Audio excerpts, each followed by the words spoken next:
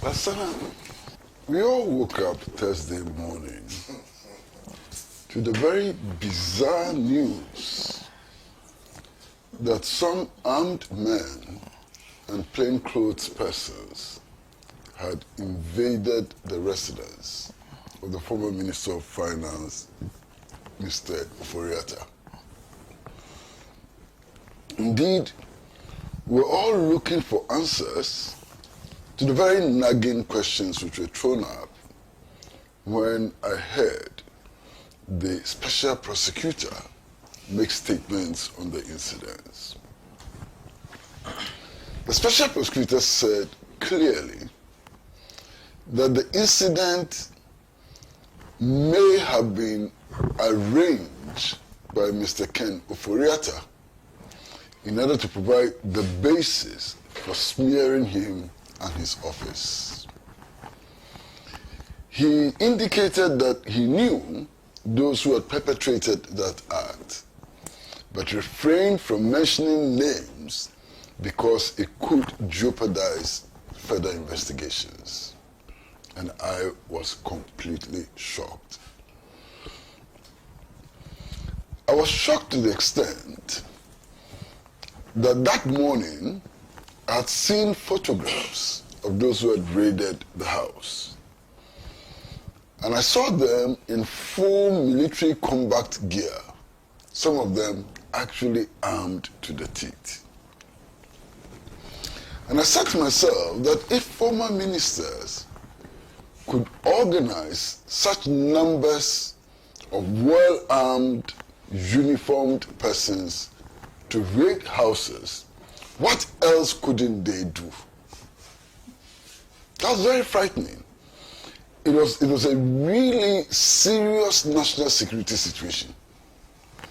Who had the power, the ability to mobilize such armed men to do what was done at Mr. Ken Oforiatta's house?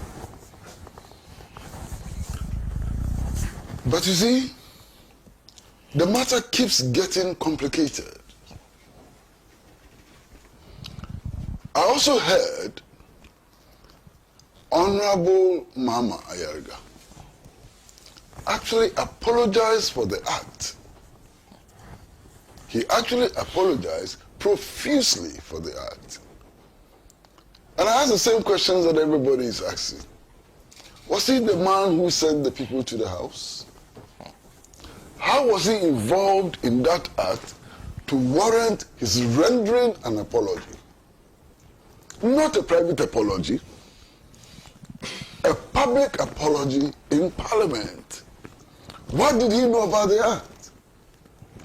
Because if indeed Mr. Mama Ayarga is innocent, did not know anything about what had happened and so on, was not involved in what had happened, his government was not involved, what he should have done was to call for investigations into that act, to establish the facts for an informed reaction to what had happened, not to apologize. Because to apologize is to admit that you have done something wrong, you or your government have done something wrong. So that apology was very, very strange, exceedingly strange. You understand? But then he apologizes, and then it appears that for him, that's the end of the matter. That cannot be the end of the matter. Listen, if it is true that this whole thing was orchestrated by Mr. Ken Oforiatta, as the OSP alleges, my goodness, we are in trouble. Now, if it is not true that all of this was orchestrated by Mr. Ken Oforiatta himself, and that some strange individuals orchestrated it, it's also very frightening. Now, I think that all of us, whether we are members of the Movement for Change, the New Patriotic Party, or the National Democratic Congress, or CPP, have an obligation to stand up for the rights of citizens, to protect citizens from arbitrariness, and so on. We have a responsibility so to do. Because today, it may be Mr. Kenuforiata that we don't like. We may have reason not to like. Tomorrow, it can be Solomon Owusu. The next day, it may be Sana. The following day, it may be Madam Lodina Mahama, and so on.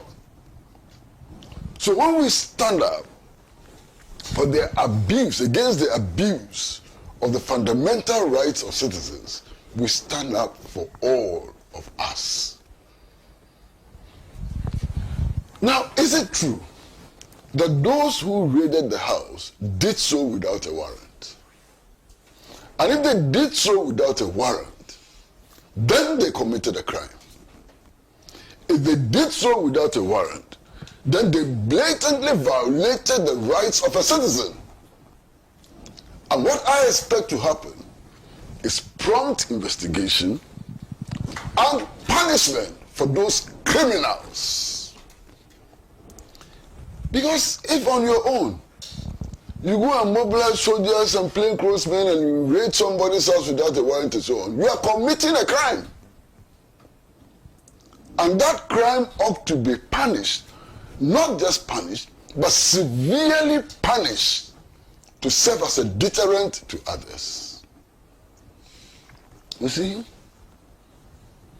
my brother Chumbuafu spoke a lot about what others have been through and so on. I can tell many stories. I can tell the story of my friend, Kwame Ajima, who was arrested in Ho for his opposition to the economic recovery program that the PNDC brought about. He himself was a cadre of the revolution, or described himself as a cadre of the revolution. Within 24 hours, he was shot with 5 others at the border guards headquarters where they were being held as prisoners. I don't want that to happen again. I don't want that to happen to anybody, no matter what party they belong to. You understand? I recall the case of Yeye Boy, and this is very well documented. Yeye Boy, who was a herbalist and spiritualist, whose dead body was recovered from somewhere around the whole sports stadium, because somebody had alleged that he was doing juju against the leader of the revolution at the time. I don't want that to happen again. You understand? So many things have happened in the past. And there's no doubt in my mind at all that in the last 8 years of the MPP administration, the Akufo-Addo administration, horrible things happened to innocent people. There's no doubt at all in my mind. Okay? But that is no excuse for perpetrating those criminal acts in violation of the rights of citizens. And I am completely disgusted at any raid on anybody's house without legal authority. We must condemn it with all the vehemence we can find. And I expect that there will be a full-scale investigation, proper investigation into this act of banditry, and that those responsible will be punished according to the laws of our country. And there can be no compromise on this matter. That's number one. Now, number two. As far as I know, unless there's any evidence to the contrary, as we speak in the studio now, no matter what Kenuforiata has done or may have done, he has not even been charged. He has not even been charged. Now, under the laws of Ghana, no accused persons is compelled to give evidence against himself. And indeed, if the police arrest you, or any arresting authority arrests you, and is investigating you for even murder, and so on, you have a right to refuse to cooperate. You have a right to refuse to cooperate. The relevant agency, police, whatever, has a right to compel you to appear. They can go to court for a warrant of arrest and so on. But you as the individual are not under any obligation to present yourself or to contribute to the building of evidence against you. That's what the law says. And I think that this needs to be respected. Now, there's a very serious maxim in the administration of law in our country, and which is that everybody is innocent until proven guilty by a competent court. Not just a court, but a competent court, which means that the court which claims to have proven you guilty must have jurisdiction over the matters before it. Okay? So as we stand now, today, yes, we can be glib about it. We can call Mr. Foriata a criminal and so on. That's just being glib about it. There is no basis today for referring to Mr. Foriata as a criminal. He's not a criminal. He has not been convicted by any court. That does not mean that he should not be investigated. He should be investigated. I will be happy if he's investigated. And I'll be happy if it's investigated because of all the allegations which have been made, all the claims which have been made, and so on. Claims about conflict of interest, and so on, about so many things. And so on. We need to bring these matters to some finality. You understand?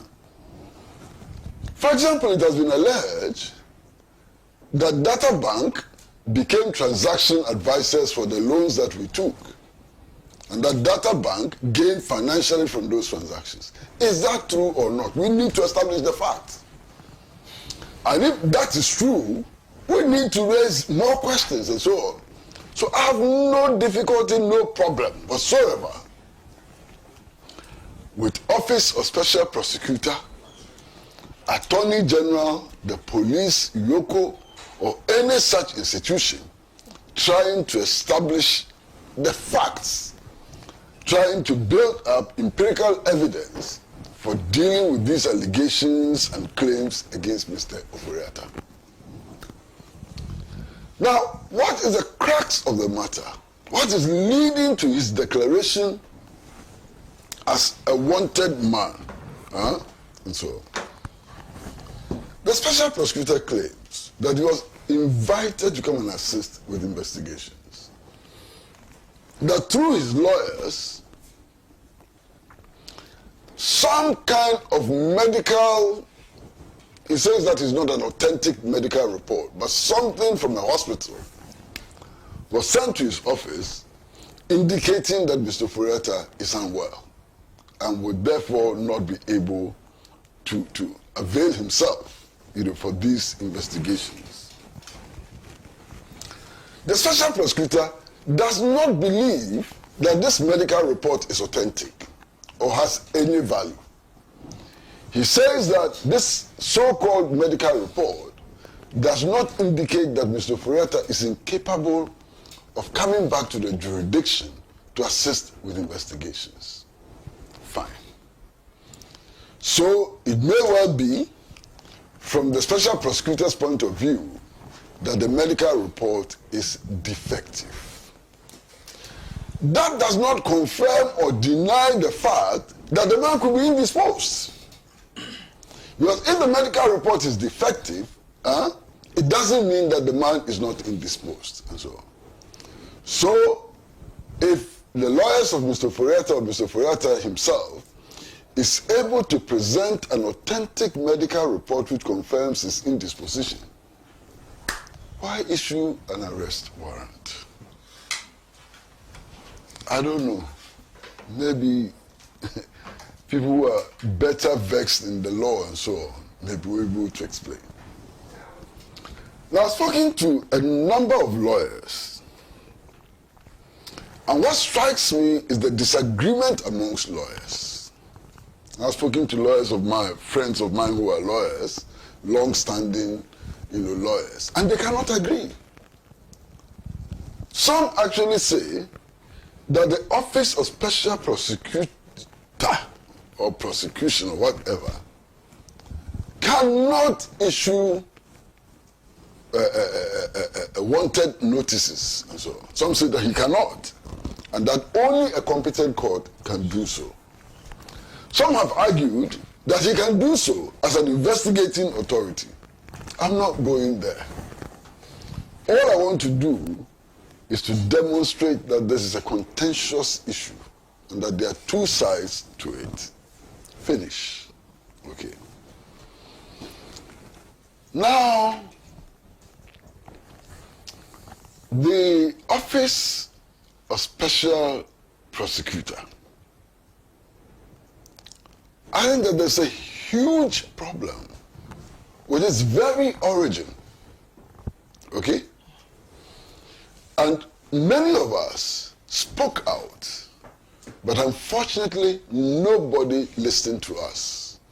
And nobody has listened to us up to today.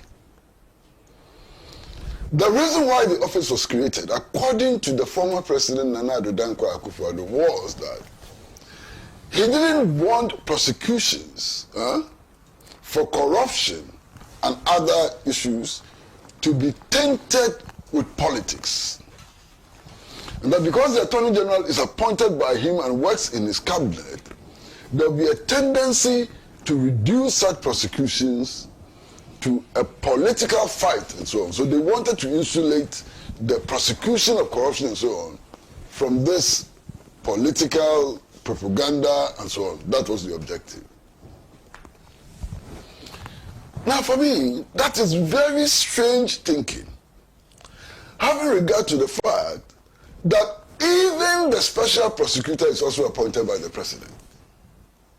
Like the Attorney General, the special prosecutor is also appointed by the president. So, what is the difference? Baffling. Completely baffling. Okay.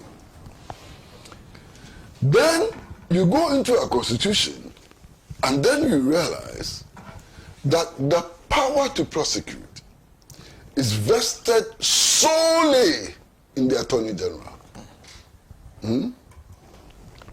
But somehow, in our frenzy to do the bidding of the then president and so on, we said, oh, we can actually take some of those powers and give it to a special prosecutor. On what basis, under what law? It doesn't make any sense. If you want to give the power to prosecute to another institution and so on, you needed to amend the Constitution. We refused to amend the Constitution, and we came up with this contraption, which has now become a problem for everybody. You understand? We came up with this contraption, foolish contraption, which has now become a problem for everybody. Now, there is this vexed issue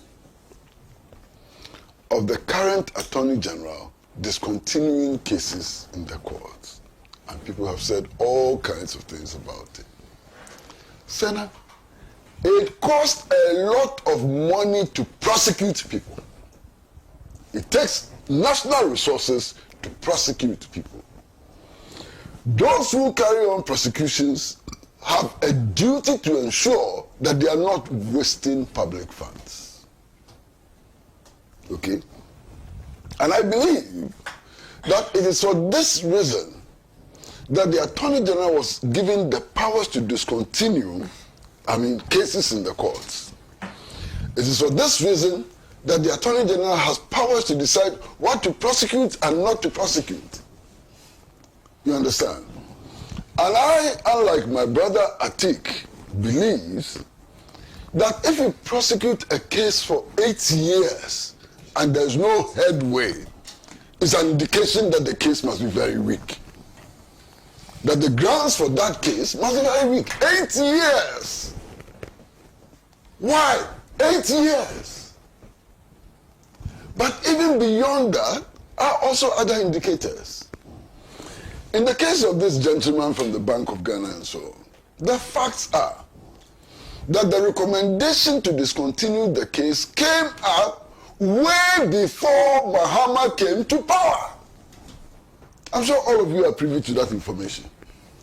That the prosecutors recommended that the case should be discontinued, and Godfrey Dami, then Attorney General, disagreed with them and continued.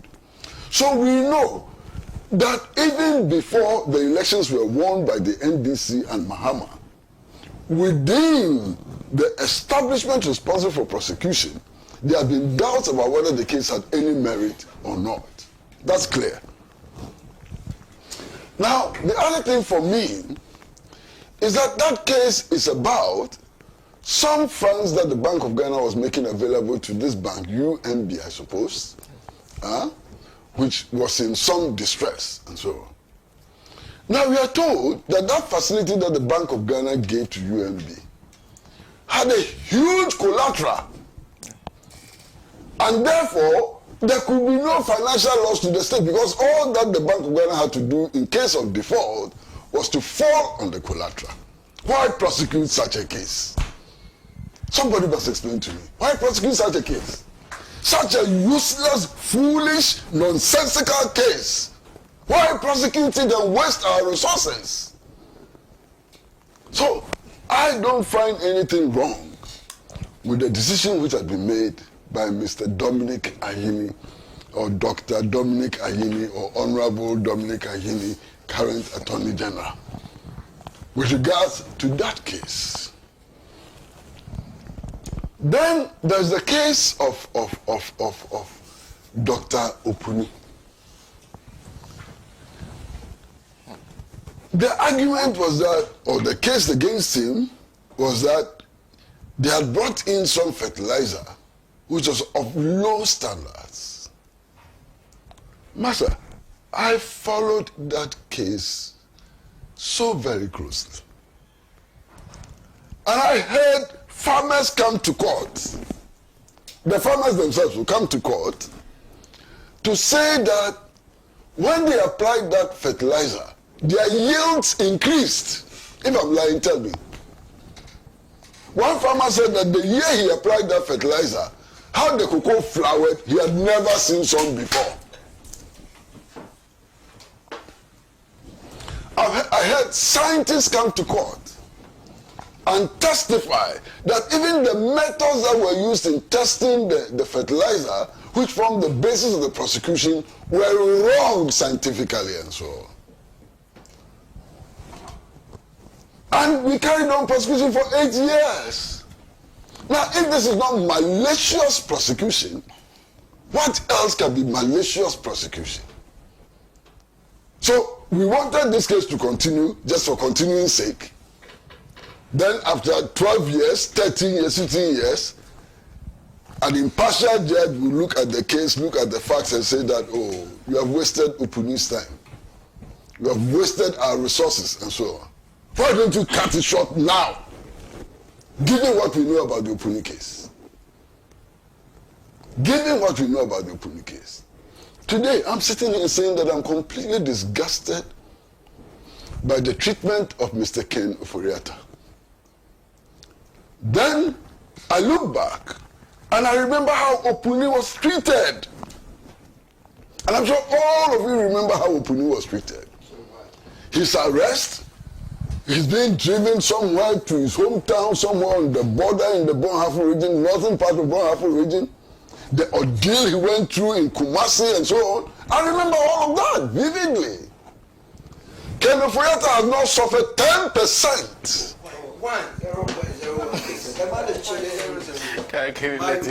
Let him talk. Okay, if you say 1%, 1%. Let him. Ken Oforiatta has not suffered as you say, 1% of what Opuni went through.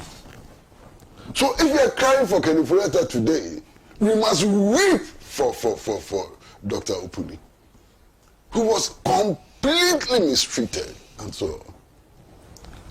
Then there's the case of Atufosin and Richard Jakpa. I mean, so obvious. If you heard the telephone conversation between the Attorney General and Richard Jakpa, my brother, how can you in good faith, how can you in any honesty insist that that trial should continue? I heard on that, in that telephone conversation, Attorney General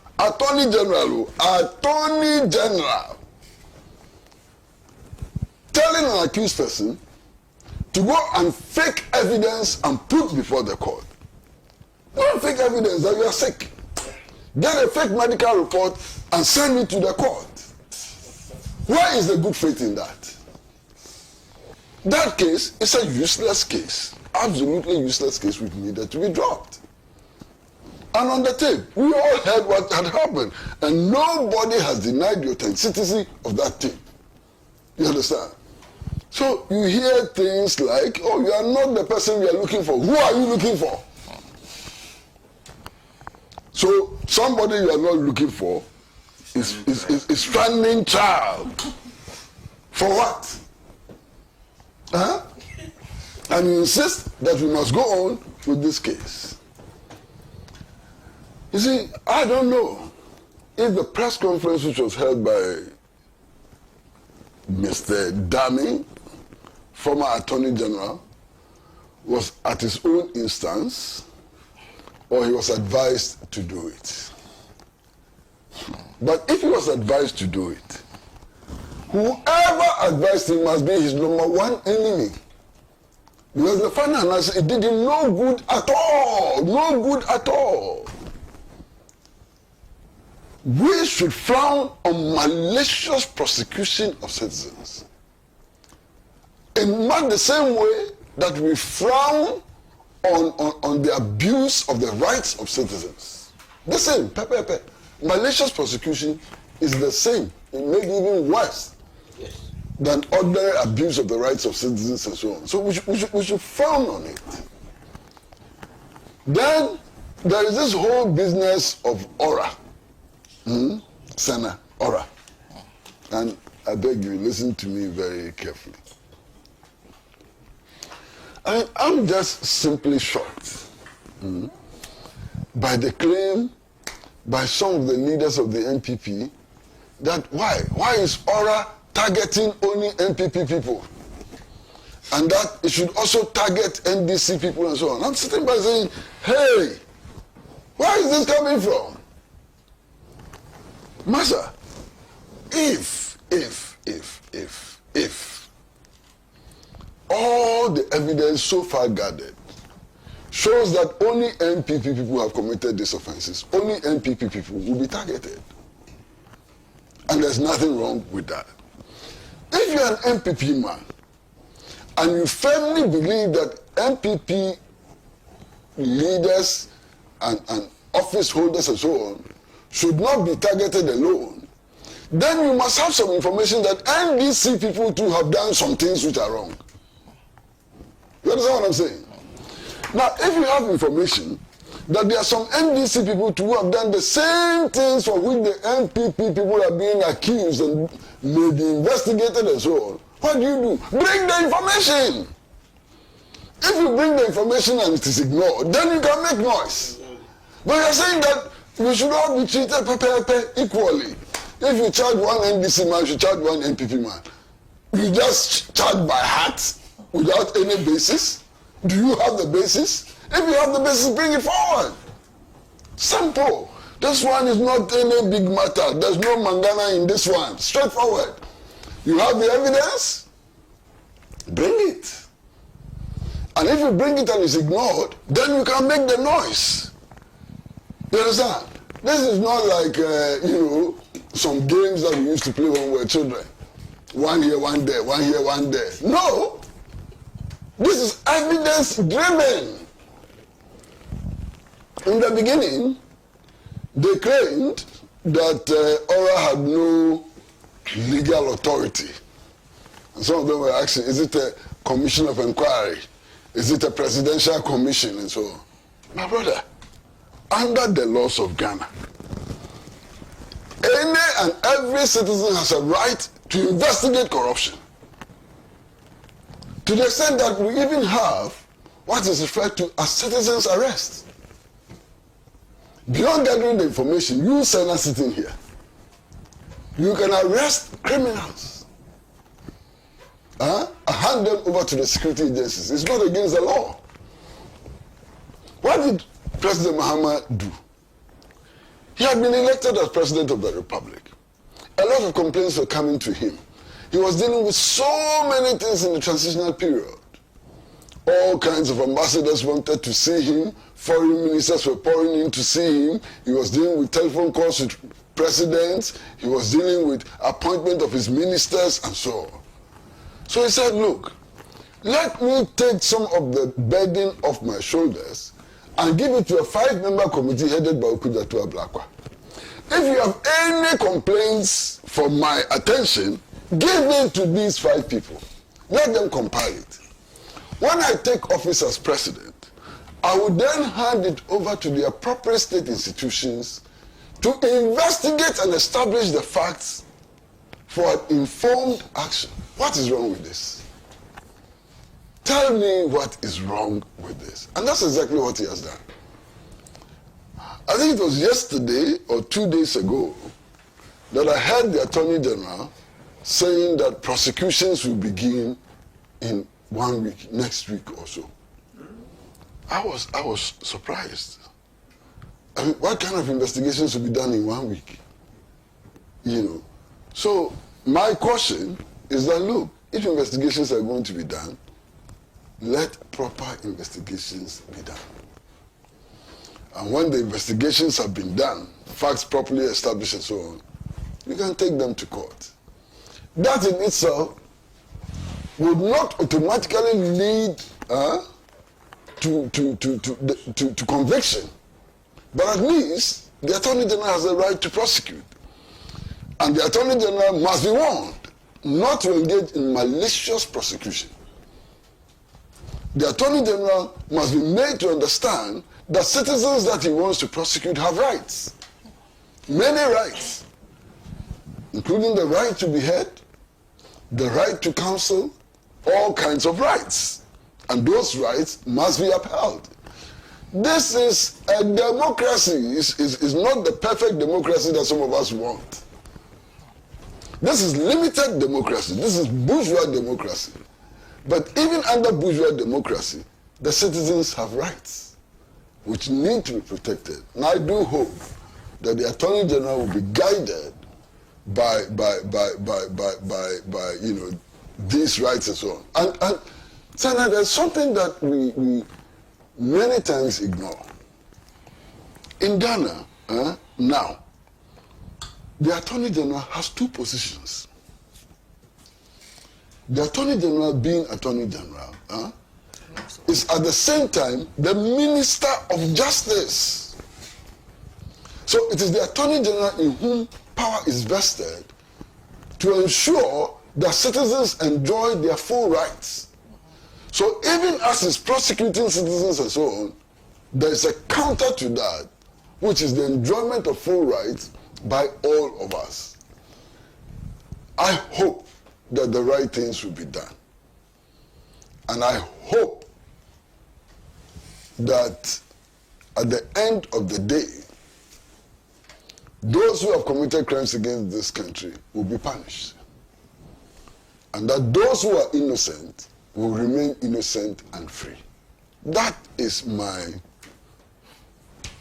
expectation. I avoided saying prayer deliberately.